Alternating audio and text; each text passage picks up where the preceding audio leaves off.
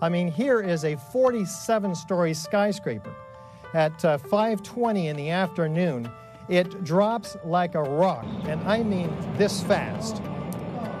Now, a building with 40,000 tons of structural steel cannot fall straight down due to normal office fires without all 80 columns on each floor being removed simultaneously and then synchronistically timed floor by floor. The ends of the beams were partially evaporated.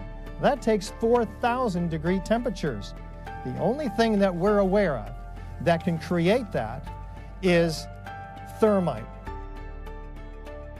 Thermite is an incendiary used by the military to cut through steel like a hot knife through butter. And there are patented cutter charges that do just that with thermite.